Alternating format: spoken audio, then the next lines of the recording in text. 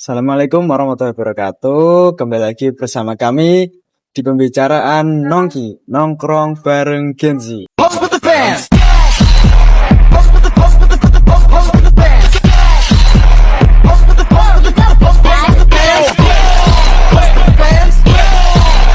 Teman-teman, jadi di sini kita akan membahas tentang kendala-kendala yang dialami oleh Gen Z di era perkembangan teknologi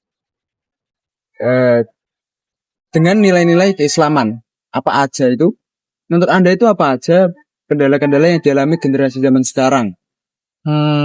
Ya Mas, gini menurut saya yang paling sering kita lihat ya Mas, Gen Z sekarang itu kayak di kemajuan teknologi Mas, khususnya itu kayak handphone atau HP. Nah itu kan kayak sering kita lihat anak-anak zaman sekarang itu mereka kayak lebih condong ke penggunaan handphone yang terlalu berlebihan Mas, sehingga mereka kayak lupa kayak dengan adanya tugas, dengan adanya nilai-nilai Islam seperti kewajiban mereka dalam melaksanakan sholat.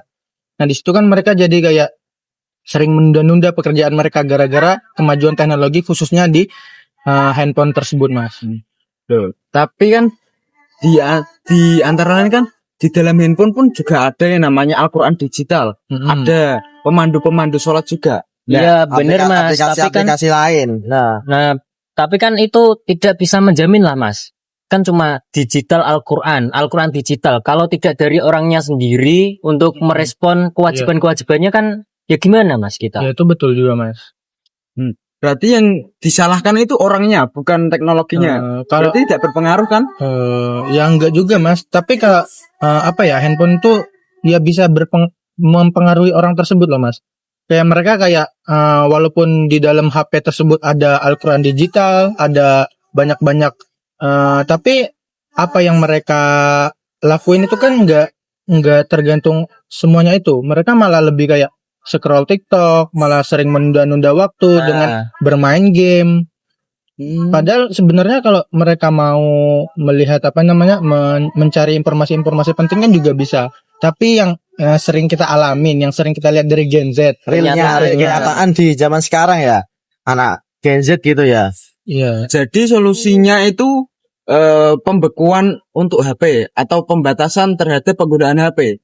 Nah mungkin pembatasan sih Mas. Ya menurut saya kayak dari pembatasan kayak anak-anak sekarang atau anak-anak Gen Z itu harus dibatasin lah. Kayak harus diajarin dari HP itu enggak semestinya mereka menganggap HP itu kayak enggak ada informasi-informasi penting. Mungkin mereka kayak gara-gara adanya HP mereka kayak lebih sering nunda-nunda loh Mas. Kayak mereka lebih malas gitu kan. Lebih kayak ke negatifnya loh Mas kayak dengan adanya handphone. Padahal kan kalau kita mau mikir kan handphone kan banyak juga fungsinya selain dari main game tadi. Nah, terus bagaimana kalau kita ingin mengembangkan nilai-nilai Islam di era perkembangan teknologi zaman sekarang? Dengan contoh adanya HP tadi. Kan itu kan juga menjadi suatu kendala. Lah, kita kan juga harus mencari sebuah solusi. Lah, apa solusinya di era perkembangan ini? Nilai-nilai Islam itu juga ikut berkembang, tidak hanya teknologinya saja. Berarti kan kita bisa memanfaatkan teknologi tersebut untuk melakukan hal-hal baik gitu kan Mas. Ya, seperti contoh YouTuber atau konten kreator kemarin lah, Ferry Irwandi. Itu dia membuka peluang donasi untuk masyarakat Sumatera yang terkena bencana. Betul. Nah, kalau enggak gini, biasanya kan pasti di Gen Z kan nggak mungkin kayak lihat-lihat tuh di YouTube ya. Pasti kan ya sering kalau di TikTok atau di IG. Nah, pasti di TikTok kan kayak ada konten-konten kayak pengajian atau dan juga yang lain. Nah, itu kan bisa membuat zaman-zaman anak kecil itu bisa kayak berubah gitu. Karena kan ya juga ada pastinya di TikTok kan nggak jelek semuanya gitu konten-konten, ada juga yang baik kan. Itu video dari ceramah-ceramah gitu kan Mas. Iya betul. Tapi lebih banyak di dalam di dalam teknologi yang bernama HP itu lebih banyak yang namanya negatifnya. Kita itu malah lebih banyak negatifnya. Dulu sebelum adanya handphone, kita itu ingin melakukan sebuah perjudian itu susah banget. Kita harus datangi ke tempatnya dulu. Bener tapi sih, zaman Mas. sekarang dengan adanya handphone kita main judi, tinggal main judi. Ya, kan gampang sekali. Setelah itu ada prostitusi juga.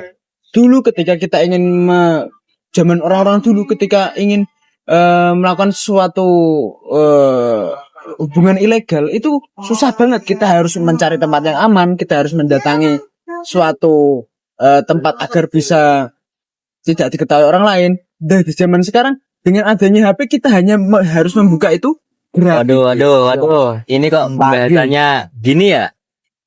Berarti dengan adanya handphone itu kita lebih mudah kayak Mas mengarah ke lebih negatifnya.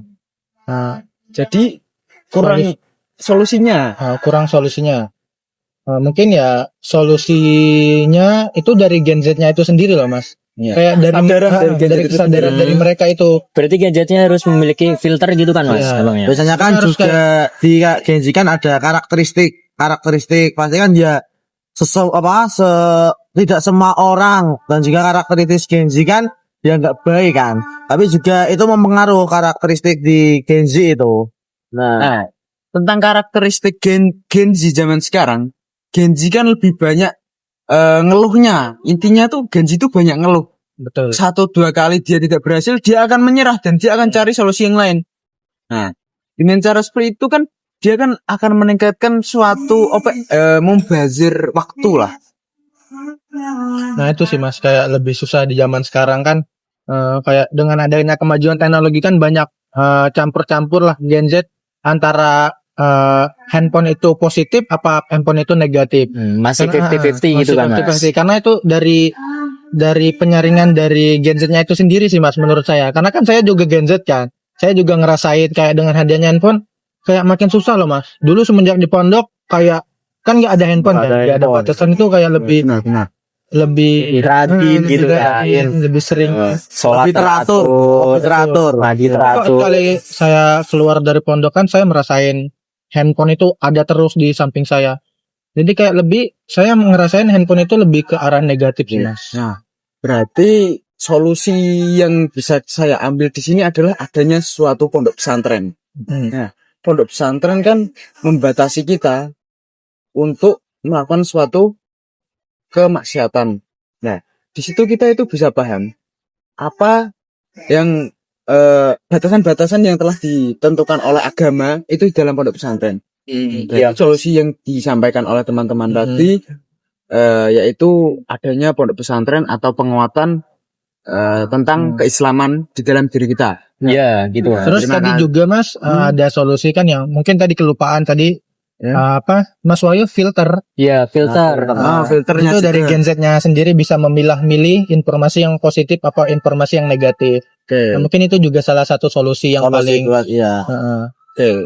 Jadi bisa kita tarik kesimpulan bahwa generasi zaman sekarang itu harus bisa introspeksi diri, harus bisa menjaga diri, harus bisa mengetahui batasan-batasan yang telah ditentukan oleh agama. Nah, terima kasih kepada Mas-mas yang telah mau berkontribusi di dalam pembicaraan kali ini.